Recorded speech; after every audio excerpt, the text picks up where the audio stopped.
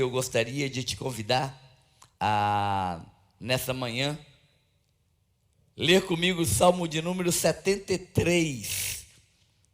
O Salmo número 73, nós vamos refletir sobre o seguinte tema: um olhar além do verniz.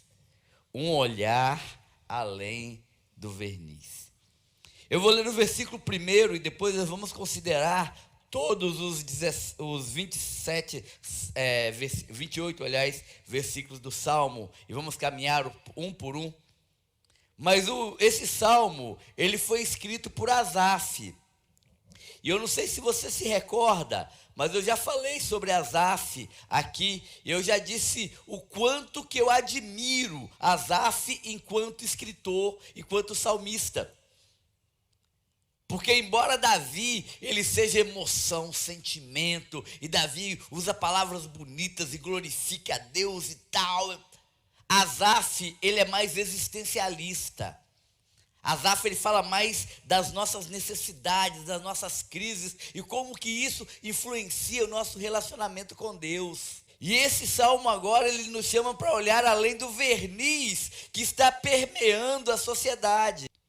Esse marketing que mostra para nós um modelo de sucesso, um modelo de vitória, um modelo de realização pessoal, que na verdade é mentira, é falso, é enganador. Um marketing que diz sobre a felicidade materialista, um marketing que diz sobre a busca hedonista pelo prazer, e tenta nos seduzir, e tenta nos conduzir para lá, e tenta fazer com que a nossa vida tome o direcionamento da vida do mundo. E Asaf, então, ele vai refletir nesse Salmo 73, para nos chamar, tanto a mim quanto a você, a olhar além desse verniz. Sabe aquela camada de verniz que você dá no móvel para ele ficar brilhando, bonito, mas que por trás é madeira de aglomerado,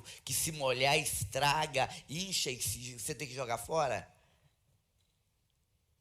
É por trás desse verniz que é colocado na sociedade para dizer como que é bonito o sucesso, como que é lindo ter tudo, como você deve brigar para estar em primeiro lugar.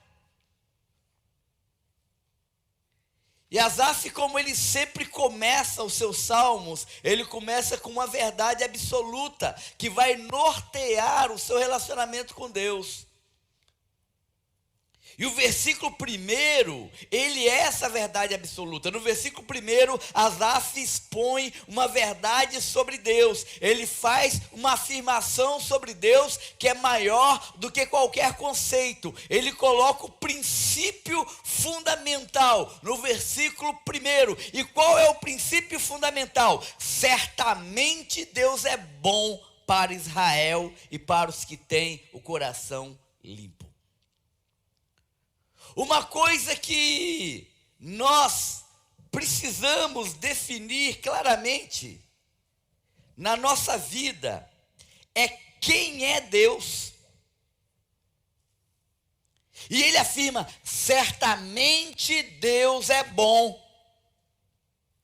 Se Deus é bom, Ele cuida de nós. Se Deus é bom, Ele está tratando de nós em todo o tempo. Se Deus é bom, Ele não vai permitir que o mal chegue em nossas vidas à toa. Se Deus é bom, Ele tem um projeto, Ele tem um propósito. Se Deus é bom, Ele tem uma resposta. Se você crê que Deus é bom, você tem que acreditar que todas as tristezas, mazelas e crises da vida não são suficientes para sobrepujar a bondade de Deus. O problema é que muitas vezes nós nos esquecemos que Deus é bom. E aí quando a gente tem que chorar, quando a gente tem que prantear, quando a gente tem que lamentar, passar por momentos de dificuldades, a gente não se atém à bondade de Deus. Porque as circunstâncias dizem para nós que nós estamos sofrendo, que nós estamos pagando, que Deus está pesando a mão, e a gente esquece que Deus é bom em todo tempo e que em todo tempo Deus é bom, independente das circunstâncias. Mas ele não faz apenas uma afirmação vazia de que Deus é bom. Ele diz assim: Deus é bom para Israel. O que ele quer dizer quando ele diz que Deus é bom para Israel? Ele está querendo dizer que Deus é bom para quem tem aliança com Ele, para quem é povo de Deus. A bondade de Deus se derrama sobre o seu povo, sobre o povo de Israel. E uma segunda coisa que ele vai dizer, ele vai dar um reducionismo maior ainda. Ele vai dizer: Deus é bom para quem tem o coração limpo, para quem busca viver a vontade do Senhor. Deus é bom para quem tem compromisso com princípios e valores do reino. Deus é bom com aquele que reconhece os seus pecados, que busca o arrependimento e busca viver a vontade do Senhor.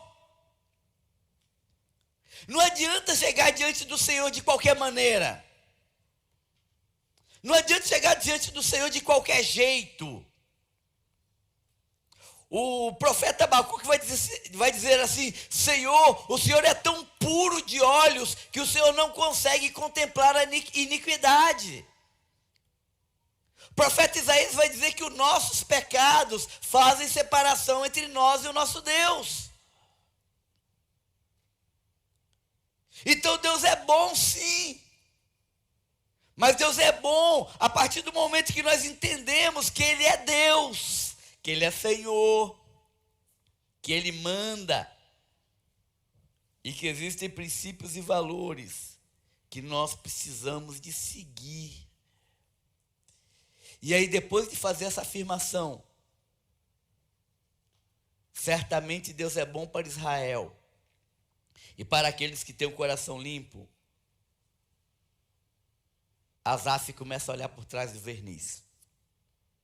Ele diz: mas quanto a mim, veja bem, o meu relacionamento com Deus começa com uma autoanálise. O meu relacionamento com Deus começa com eu olhando para a minha vida. Quanto a mim, quando eu olho por trás desse verniz, quanto a mim, quando eu olho para o meu coração, quanto a mim, quando eu olho para as minhas palavras, para as minhas atitudes, quanto a mim, ele diz: quase que os meus pés tropeçaram. Faltou pouquinho para que eu escorregasse. Sabe por quê? Porque eu tinha inveja dos arrogantes e eu via a prosperidade dos ímpios. Primeira coisa que você precisa para ter um coração limpo diante do Senhor, como servo do Senhor, como povo de Israel, primeira coisa, você precisa definir quais são os modelos que você segue. Quem é o seu modelo?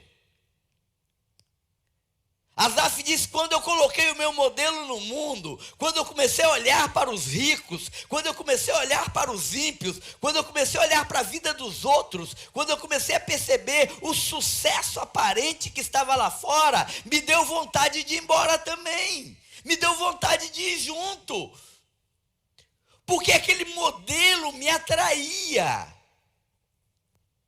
Você já viu qual é a estratégia de pessoas que querem vender produtos de pirâmide de marketing? O cara para com a Ferrari, filme e diz assim: eu sou fulano de tal, eu até um ano atrás andava de ônibus, mas hoje eu estou aqui com essa Ferrari porque eu vendi tal produto, fiz isso, fiz aquilo outro. Aí daqui a pouco chega o dono da Ferrari e fala assim: dá licença que para eu sair com o meu carro. Porque é tudo verniz, é tudo faz de conta, é tudo fake. E você vê isso nas propagandas de televisão. Você vê isso nos modelos que aparecem para nós. Você vai ver isso nos princípios e valores que são pregados pela sociedade. Você vai ver isso nos slogans comerciais. É tudo feito para te fazer acreditar que a resposta está ali, para te fazer acreditar que a felicidade está naquele negócio, mas é mentira. É mentira. E se você não tiver cuidado, você vai atrás. Se você não tiver cuidado, você faz. Numa sociedade consumista, numa sociedade hedonista, onde as pessoas vivem apenas pelo prazer, pela autossatisfação, mas no interior são pessoas vazias de alma, são pessoas vazias de conceito, são pessoas que não conseguem encontrar equilíbrio emocional para lidar com a vida. E são essas pessoas alegres, sorridentes e felizes que tentam te chamar e te seduzir para a vida delas. Quase caí, diz Asaf, porque eu fiquei olhando para eles. Eu tirei os olhos do Senhor. Deixa eu te dizer uma coisa, querido. Usa Jesus Cristo como padrão da sua vida. O N. Cordeiro, pastor da Igreja Batista em Honolulu, no Havaí, ele tem um livro chamado Mentores Bíblicos. E ele diz assim: procure modelo de mentoria na Bíblia. Use Jesus como mentor. Usa Elias como mentor. Usa José como mentor. Sigam esses modelos. Porque se você for procurar modelos aqui fora, você vai encontrar modelos estragados, que são apenas verniz. Cuidado com os modelos que você segue na igreja. Se tem uma coisa, eu já disse isso, vai fazer 10 anos que eu digo isso aqui, e 24 anos que eu digo isso no ministério. Se tem uma coisa que me dá medo é santarrão. Aquele crentão, santarrão, que não erra nunca, que não falha nunca, que sempre é perfeito, que tem sempre a palavra certa, que nunca confessa nenhum pecado, que é o modelo perfeito de religiosidade. Cuidado com esse tipo de gente. Cuidado com esses modelos. É melhor viver com gente de verdade do que viver com esse modelo de vitrine, esse manequim da religiosidade vazia, fútil e sem relacionamento verdadeiro e genuíno com Deus. Jesus Cristo disse assim: se alguém quer vir após mim, negue-se a si mesmo, tome a sua cruz a cada dia e siga-me. Aprendei de mim, que sou manso e humilde de coração. O nosso modelo é Jesus Cristo. Nós somos chamados para sermos imitadores de Cristo. E ao sermos imitadores de Cristo, nós influenciamos a vida de outras pessoas a imitarem também o Senhor Jesus. É isso que Paulo diz, escrevendo a primeira carta aos Coríntios: sejam imitadores de Cristo, sejam meus imitadores, como eu sou imitador de Cristo. Então, cuidado com os modelos que você tem seguido. Cuidado com os super pastores, cuidado com os super pregadores, cuidado com os bambambãs. Siga Cristo. Segunda coisa, veja além da aparência exterior. Querido, deixa eu te dizer uma coisa. Jesus Cristo morreu para tirar de você os seus pecados e não a sua inteligência. Observe as coisas, questione as coisas. Faça perguntas sobre o que estão te mostrando. Porque quando você olha de maneira superficial para a vida do ímpio, quando você olha de maneira superficial para a vida dos modelos de sucesso, de padrão de excelência lá de fora, você vê o que o Asaf via. Diz assim: eles não têm problemas. O corpo deles é forte e sadio. Eles não passam pelas tribulações dos mortais. Eles nem são afligidos como os demais homens. A aparência é essa, mas é mentira. Olha além da aparência. Olha além do exterior. Olha além do que é falado. Presta atenção no que é vivido. Olha além do que é mostrado. Presta atenção no que está escondido. O que denota quem somos de verdade não é a nossa vida pública. O que denota quem somos de verdade é a nossa vida privada. É como nós agimos no particular.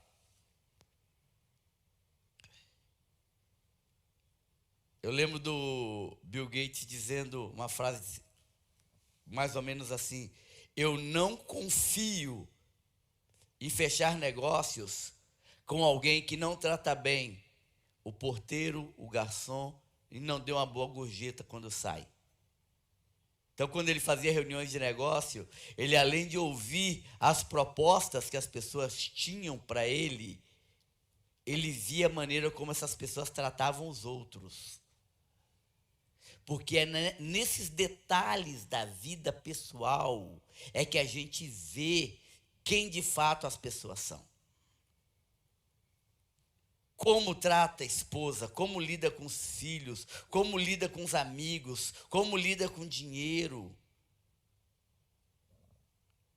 Olha além da aparência, porque se nós formos olhar só pela aparência, os nossos pés vacilam e a gente sai da presença do Senhor. Terceira coisa que Asaf vai dizer em relação a essa questão de olhar além do verniz, dessa sedução que o mundo tenta fazer para nós. Não aceite os valores pecaminosos como coisas comuns.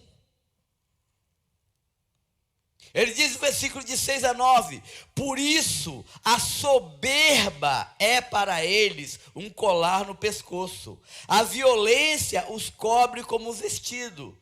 Os olhos deles cobiçam as riquezas, do seu coração brotam fantasias, zombam e falam com malícia, com arrogância, fazem ameaça, desandam a falar contra os céus e a sua língua percorre a terra.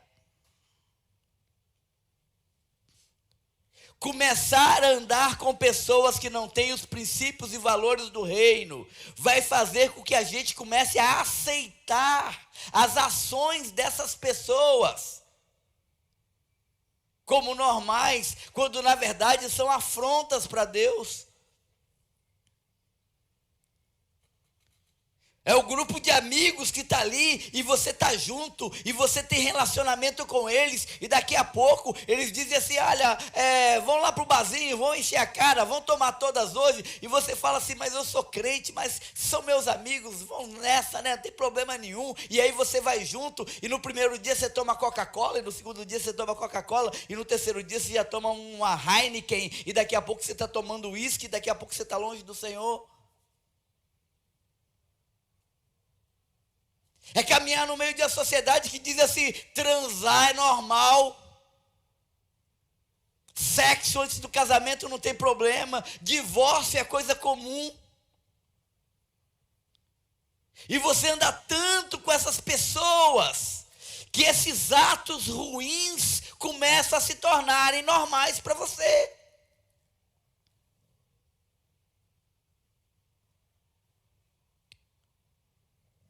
É negociar, pagar peita, dar um suborno, um dinheirinho por fora, e você vê aquilo todo dia, de tal forma que aquilo se torna normal. Soberba como colar, coisas que eram para causar vergonha, começam a servir de motivo de elogio. E aí o cara não é ladrão, ele é esperto.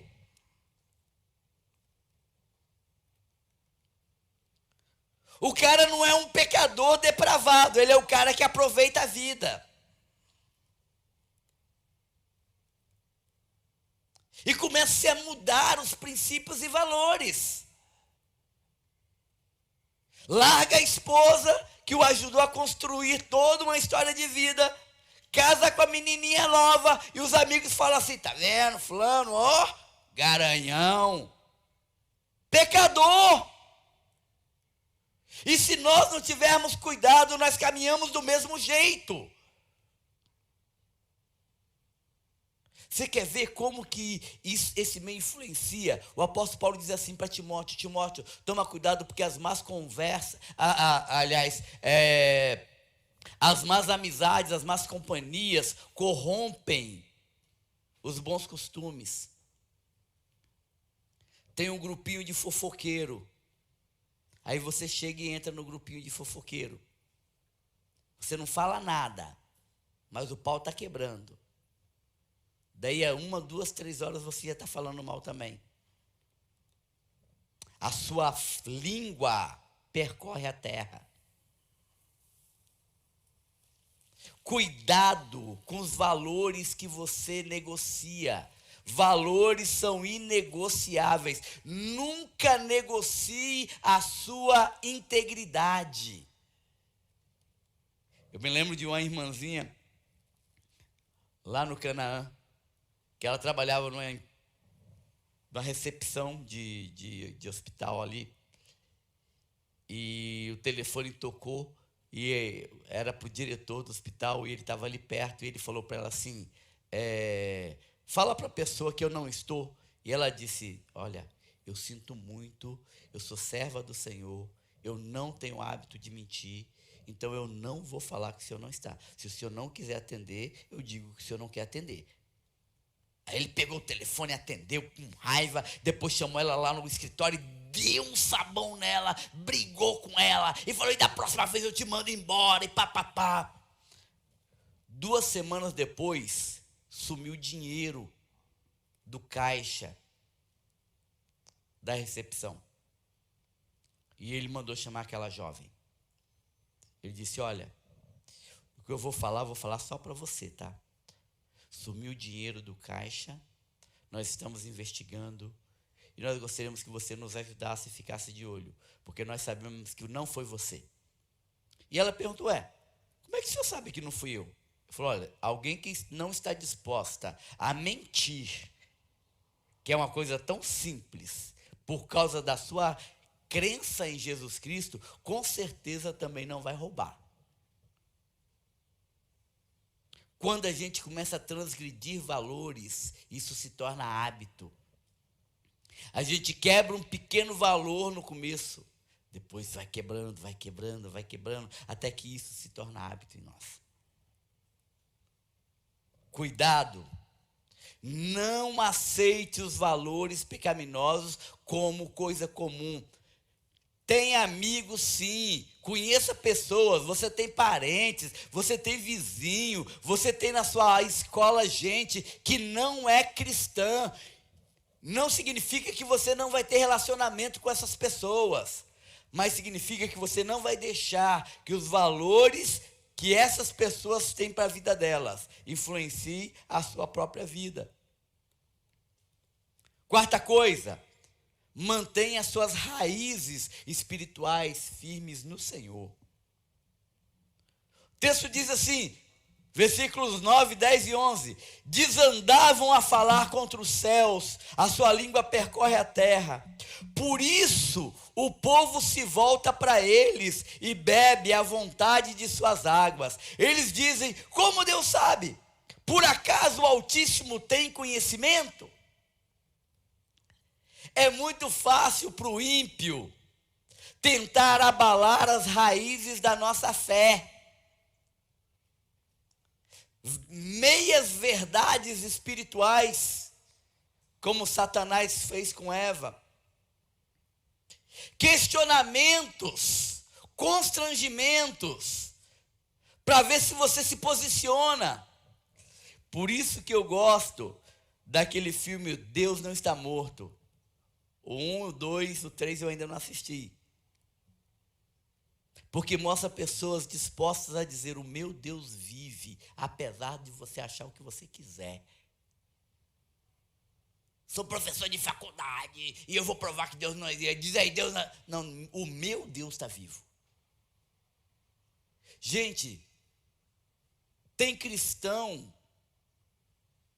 que na escola ninguém sabe que ele é cristão, porque ele nunca disse para ninguém que é cristão.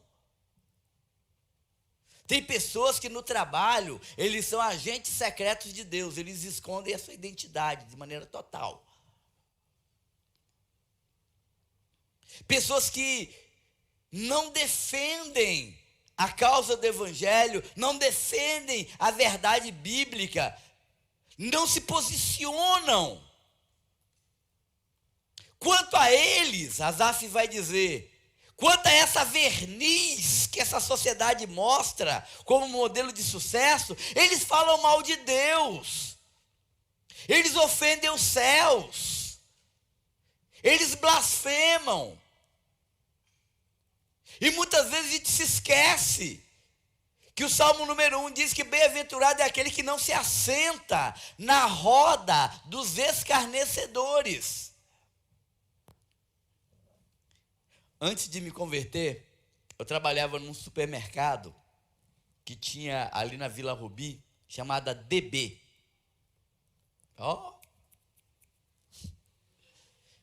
Eu trabalhava ali, comecei como embalador, depois fui trabalhar como repositor e tal. E nós tínhamos um rapaz que era chefe dos repositores, que a gente chamava ele de Sassamutema. Por causa do jeitão dele de... Só que era crente até debaixo d'água. E eu me lembro quantas vezes que a galera estava reunida no refeitório, contando piadas e contando histórias. E quando ele entrava, o pessoal falava assim: gente, vamos mudar de assunto porque Sassá chegou e ele é crente, ele não gosta desse tipo de piada não. A sua presença como cristão já criou esse tipo de incômodo? Das pessoas dizerem assim: não vamos negociar aqui na frente do fulano não, porque ele é crente, vamos lá para o cantinho, porque a presença dele nos atrapalha. Não vou contar essa história não, porque fulano é crente, ele não aceita, ele vai retrucar esse tipo de coisa. As suas raízes espirituais precisam estar sadias, entranhadas em Cristo, como árvore plantada junto a ribeiro de águas. Os seus valores espirituais precisam sedimentar a sua vida para que você possa tomar a decisão certa, na hora certa. Senão, como disse Asaf, quase que os meus pés vacilam, quase que eu vou atrás. Quinto ponto que eu quero dizer para você: tenha em sua mente o conceito real de prosperidade. O que é prosperidade? Olha o que diz o versículo 12. Por que quase que eu fui atrás desse verniz social de sucesso? Porque os ímpios são assim, sempre seguros, aumentam as suas riquezas. Por certo, é em vão que eu tenho mantido o coração puro e lavado as mãos da inocência, pois todo dia eu tenho sido afligido e castigado a cada manhã. É aquela história do camarada que mora do lado da mansão. Lá só chega cheque, aqui só chega boleto. E o cara diz: poxa, lá é melhor do que aqui. Eles parecem que não tem problema, a riqueza, olha o tamanho da riqueza, eles estão sempre seguros, eles têm dinheiro, eles fazem viagem para o exterior, eles compram roupa de marca, eles têm o carro do ano. Isso é prosperidade, isso é vitória, isso é riqueza. Mas isso tudo é ilusão, porque essa aparente segurança é falsa. Olha, se você quer um exemplo de como a prosperidade financeira é algo enganoso e falso, eu te dou um nome: Ike Batista.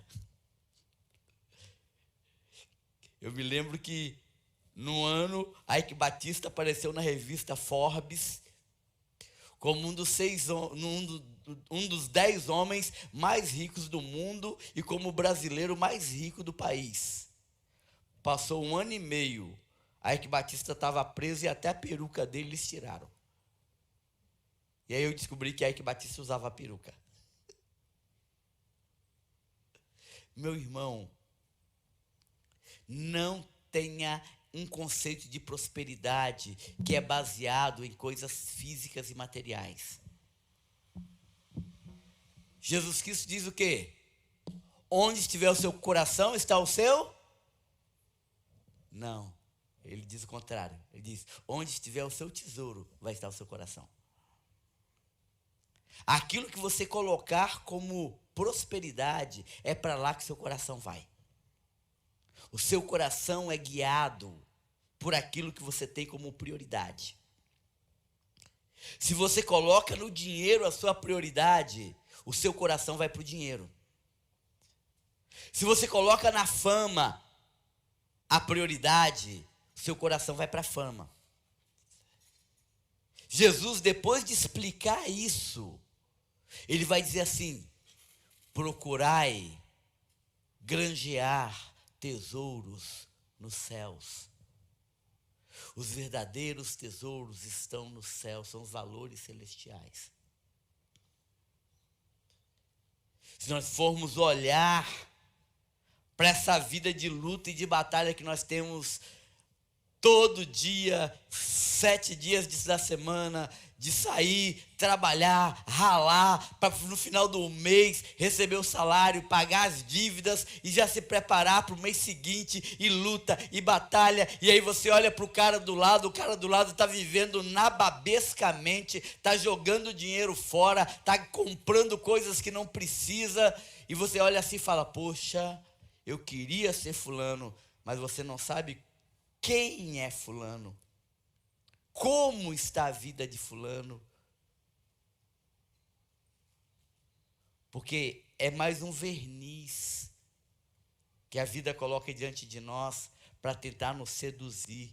Lembre-se que a Bíblia coloca como rival de Cristo no coração do homem a riqueza, Mamon. Quando o evangelho se uniu à visão da prosperidade, o evangelho da prosperidade se tornou algo totalmente demoníaco. O ano passado, ao início desse ano, o Benny Hinn foi lá para a internet para dizer que havia se arrependido de pregar, de criar, de inventar a teologia da prosperidade, porque ela era algo nascido no inferno. O que Deus tem para você não é dinheiro, o que Deus tem para você não são joias, o que Deus tem para você não é uma vida fácil, o que Deus tem para você não é riquezas, o que Deus tem para você é a presença dele na sua vida, cuidando de você, abençoando e conduzindo você em meio às suas lutas, em meio às suas crises, em meio às suas dores. E ele protege o seu coração. Ser próspero é andar com Deus. No livro de Eclesiastes, depois de avaliar tudo o que tinha feito, Salomão, ele diz, eu tinha dinheiro, eu consegui mulheres, eu fiz projetos, eu escrevi livros, eu era respeitado, conhecido como um homem sábio. E no final tudo foi vaidade. Vaidade de vaidade. E ele no final, no capítulo 12, ele diz, você quer saber qual é o verdadeiro sentido da vida? Você quer saber qual é o fim de tudo? Tema ao Senhor e ande nos seus caminhos. Incline o seu coração para Deus e sirva-o com integridade. Aqui está o segredo da verdadeira prosperidade. Uma outra coisa que vai te ajudar a caminhar nesse sentido de vencer o verniz que o mundo tenta colocar para nos seduzir, é desenvolva um olhar espiritual sobre as coisas. Ele dizia assim, versículos 16 e 17: quando eu me esforçava para compreender isso, achei que era uma tarefa difícil para mim, até que eu entrei no santuário de Deus e compreendi o destino deles. Deixa eu te dizer uma coisa: o mundo só vai ser visto da maneira como ele é de verdade. O mundo só vai ser visto sem verniz. O mundo vai ser visto de maneira descortinada. O mundo só vai ser visto de maneira real quando você olhar para o mundo com o olhar do Espírito Santo de Deus. É um dom chamado discernimento espiritual, ou discernimento do Espírito. Porque as pessoas mentem, as circunstâncias são enganosas, o nosso coração é mentiroso, os nossos sentimentos nos enganam. Mas quando nós olhamos para tudo isso com o olhar do Espírito, a gente consegue ver o que está além da questão física. A gente consegue ver qual é a verdade por trás da história. Aquilo que Rubens Adorese chama de a meta-história. Porque enquanto nós estamos aqui, nesse ambiente físico, enquanto você está na sua casa, nesse ambiente físico, há por trás da cortina, por trás do véu, um mundo espiritual tremendo, em que há batalhas sendo travadas, em que há espíritos abençoadores, em que há principados e há potestades, em que há tentações escondidas e armadilhas e iscas em todos os lugares. Mas quando você tem discernimento espiritual, você consegue ver, e quando você consegue ver, você consegue se livrar da tentação. Porque a palavra tentação, ela tem exatamente essa raiz: isca,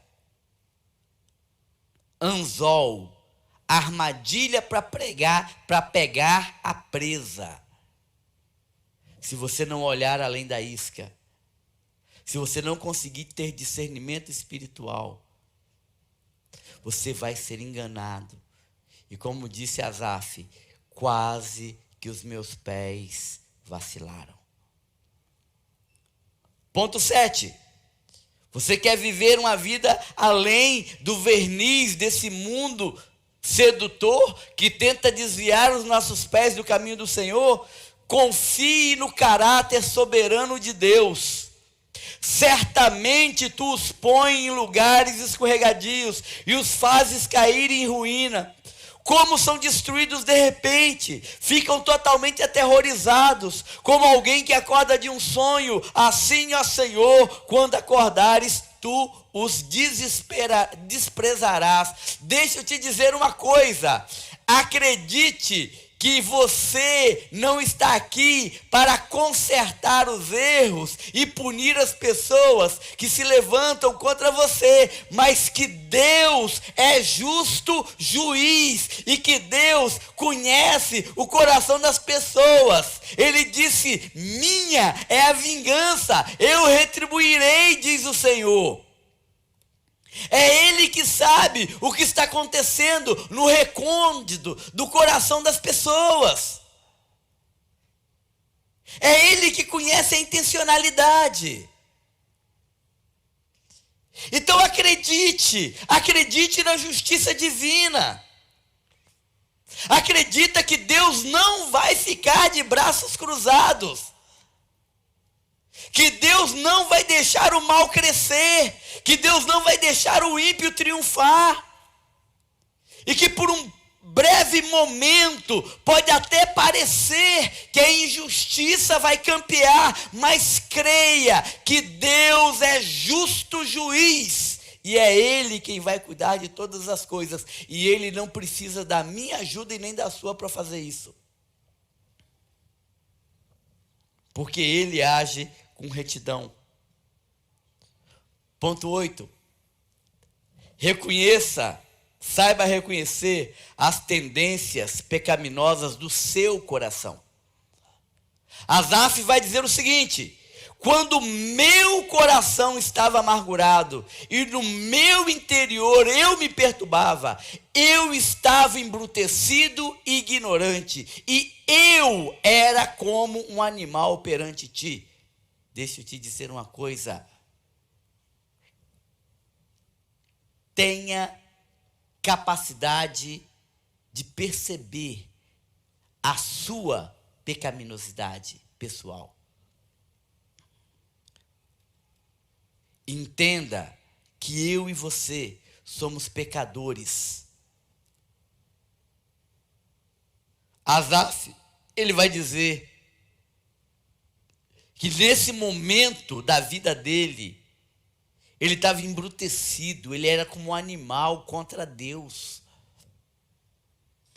E existem momentos na vida da gente em que a gente tem que parar e refletir sobre o que está nos movendo.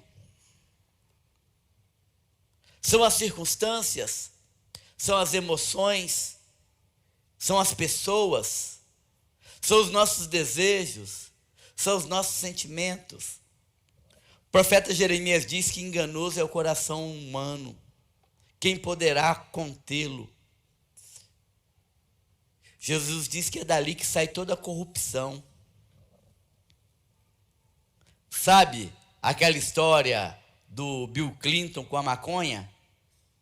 O presidente Bill Clinton fumou maconha. Não, não fumei. Bom, nós temos a foto. Não, fumei, mas não traguei. A gente justifica o nosso erro. Não, eu não estou pecando. Eu só dei uma olhadinha rápida. Aí eu falei, não, peraí, você entrou lá pelo menos às 5 ou 6 vezes. Não, é que eu olhei, mas eu não percebi. Não, mas você assinou lá o site pornográfico? Não, eu assinei sim, mas eu nem olho aquele negócio. Sabe, você vai se desculpando. Porque a gente se auto-justifica. É tendência. Já viu conversa entre dois motoristas que colidiram um com o outro? Você chega para o primeiro e ele fala assim, não, a culpa é dele, porque eu estava certo, estava na minha mão, eu via certinho. Aí você chega para o outro e fala, não, a culpa não é minha, a culpa é dele. Ele é que avançou o sinal e papá. Ninguém assume culpa de nada. Está na hora de nós encontrarmos o culpado. E esse culpado está diante do espelho. Sou eu e você. Os nossos pecados depõem contra nós e plantam consequências na nossa vida. Se nós não soubermos reconhecer os nossos pecados, nós não nos arrependeremos dele. A W. Tozer, ele diz que a religiosidade coloca no homem uma vacina contra o arrependimento. O homem não consegue ser santificado no meio da religiosidade, porque ele não consegue se arrepender. Ele não erra. Está sempre certo. Finalmente, para que você possa escapar desse mundo com essa verniz que tenta te seduzir, e como diz Asaf, quanto a mim, quase os meus pés vacilaram. Reafirme sempre, constantemente, os seus votos de confiança e de submissão ao Senhor. Ele diz assim, versículo de 23 a 28. Todavia, eu estou sempre contigo. Tu me seguras com a mão direita, tu me guias com o teu conselho, e depois me recebes com honra. Quem mais eu tenho no céu senão a ti? E na terra não desejo outra coisa além de ti. O meu corpo e meu coração desfalecem, mas Deus é a fortaleza da minha vida, é a minha herança para sempre. Os que se afastam de ti perecerão, tu exterminas todos os que se desviam de ti, mas para mim bom é estar junto a Deus. Ponho a minha confiança no Senhor Deus para proclamar todas as suas obras. Deixa eu te falar uma coisa, querido. Tem pessoas que a última vez que elas declararam Jesus Cristo como Senhor e Salvador da vida delas foi quando se converteram. Nós precisamos declarar isso todos os dias. Nós precisamos converter o nosso coração ao Senhor Jesus todos os dias. Isso não vai nos propiciar salvação, porque salvação é uma vez só. Mas isso vai nos propiciar santidade. Quando eu amanheço dizendo, Senhor, nessa manhã eu quero renovar a minha aliança com o Senhor, o meu pacto de fidelidade, eu quero continuar como servo do Senhor, e que tudo o que aconteça durante esse dia, ó Deus, seja reagido por mim, dentro da sua vontade e do seu querer. Bill Hybels, ele diz que a oração dele toda manhã é, Senhor, me mostra o que o Senhor está fazendo no mundo hoje e me dê o privilégio de poder fazer parte disso. Rick Warren, ele diz que toda manhã, quando ele levanta, ele reafirma, Senhor, me conduza no centro dos teus propósitos, para que a minha vida possa te exaltar. Aliança renovada. São várias vezes que o altar no Antigo Testamento é reedificado. São várias vezes que a aliança de Deus é renovada. Deus faz aliança com Abel, depois Deus faz uma aliança com Noé, depois Deus faz uma aliança com com Abraão, depois Deus faz aliança com José. Deus faz aliança o tempo todo, e não é aliança nova, ele faz uma aliança com Davi, é a mesma aliança, só que Deus renova sempre. O ano passado nós fizemos aqui na igreja, e alguns casais participaram da renovação de votos matrimoniais. Quando os casais fizeram novamente os seus votos conjugais. Renovação de voto é uma necessidade. Você precisa dizer para você mesmo, para o seu coração, para os principados e potestades. Você precisa dizer para o mundo quem é o seu Deus e reafirmar o seu pacto e dizer, Ele é o meu Senhor. Querido, o mundo tenta vender para nós um modelo de sucesso que é totalmente ilusório. A felicidade, ela não vem da abundância da riqueza, ou da ausência de problemas, ou de uma saúde perfeita e a ausência de enfermidade. A felicidade não vem de uma religiosidade vazia, ritualista. A verdadeira felicidade, ela vem da nossa confiança em Deus em todos os momentos. Porque se nós nos desviarmos do Senhor, os nossos pés vacilam.